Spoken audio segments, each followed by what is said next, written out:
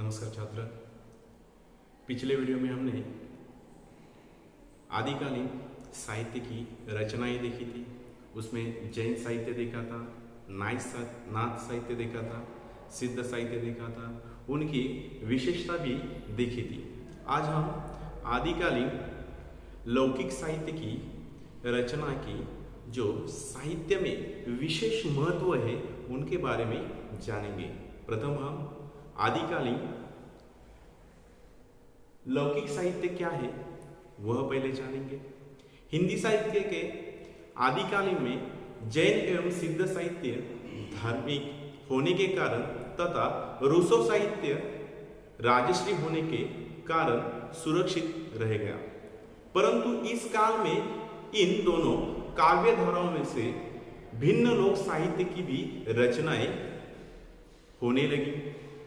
वह लोकाश्रित होने से सुरक्षित न रह सका। अनेक कारणों से वह साहित्य लुप्त हो गया। विभिन्न लोकागीत के माध्यम से लोगों में जो थोड़ा बहुत शेष रह गया था उसे इतना अवश्य ज्ञात था कि आदि काल में लौकिक साहित्य की रचनाएं प्रचलित हो रही हैं। उपलब्ध लोगों ने साहित्य में ढोला मारू दुहा का, बिसलदेव रासो, बसंत विलास, राहुल लेवा, युक्ति, व्यक्ति प्रकरण, वर्ण रत्नाकर, अमीर खुसरो की रचनाएं तथा विद्यापति की पदावली को देखकर तात्कालीन लोक साहित्य के विषय में अनुमान लगाकर यह आदिकालीन लौकिक साहित्य की रचनाएं आगे बढ़ाते रहे। प्रथम हम ढोला मारू दोहा देखेंगे। यह ढोला मारू दोहा राजस्थान में जन जन का कष्टागार ढोला मारूरा दोहा में, जिसमें छहवादा वंश के राजा नल के पुत्र ढोला और पंगुल के राजा पिंगल की रूपवती कन्या मारवाड़ी की प्रेम कथा है। यद्यपि मूल कथा का संबंध ऐतिहासिक व्यक्तियों में से है, किंतु राजस्थान के लोग जीवन से जुड़ने के कारण यह काव्य कृति पश्चिमी राजस्थान में अति लोकप्रिय हो गई है। यह एक लोक कथा काव्य है जो राजस्थान में अत्यंत प्रसिद्ध है। राजस्थान में ढोला मारू और मारवानी को प्रेम के प्रतीक के रूप में जाना जाता है।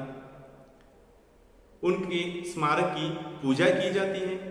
संदेह रासक एवं बिसलदेव रासो की भक्ति यह भी एक वीर काव्य है, जिसका कथासार इस प्रकार है।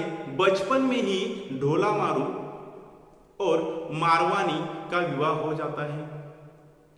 युवा होने पर मारवानी अपने बचपन के पति ढोला मारू की चर्चा सुनती है तो उसके विरह में व्याकुल हो जाती है।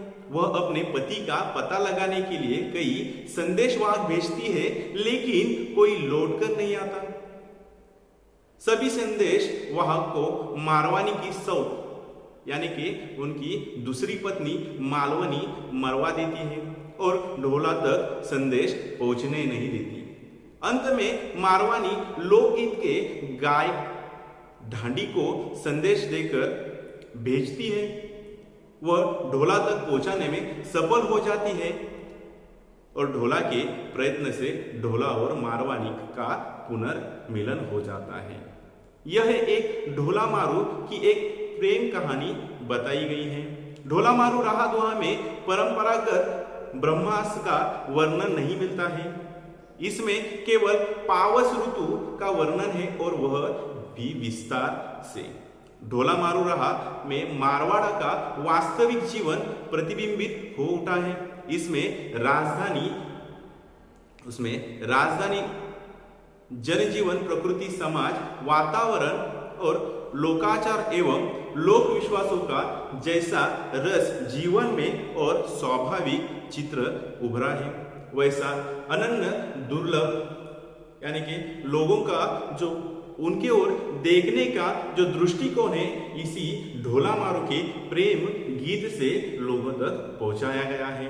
और ढोला मारू की यह कहानी आज भी राजस्थान के पश्चिम विभाग में देखी जाती है और उन्हें पूजा भी जाता है। दूसरा है बिसलदेव रासो। बिसलदेव रासो ने भी अपनी एक प्रेम कहानी बताई है। वो प्रेम कहानी एक राजा और एक रानी की है। हिंदी के आदि की इन श्रेष्ठ रचना के रचनाकार नरपति नाहल है। यह एक प्रेम काव्य है जिसमें संयोग वियोग के गीत गाए गए हैं। इस कृति में अजमेर के चौहान राजा विग्रह राजा बिसलदेव तथा भोज परंपरा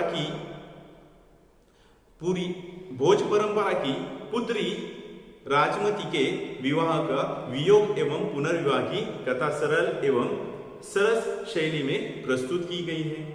राजा बिसलदेव अपनी नवविवाहित रानी से रुष्ट होकर वहां से चला जाता है और 18 साल तक वह वापस नहीं आता।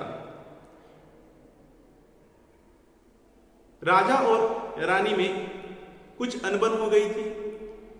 उस अनबन के कारण राजा अपना राज्य छोड़कर उड़ीसा में बैठ गया था।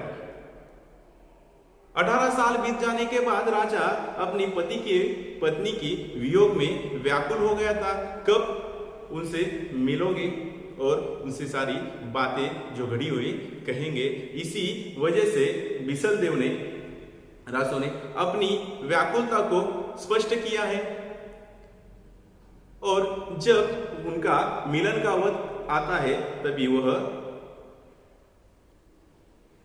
राजस्थान आकर बिसलदेव अपनी माता रानी अजमेर में बैठी हुई थी, वहां जाकर उनसे मिलन करता है। यह बिसलदेव रासो ने अपनी प्रेम कहानी बताई हुई है।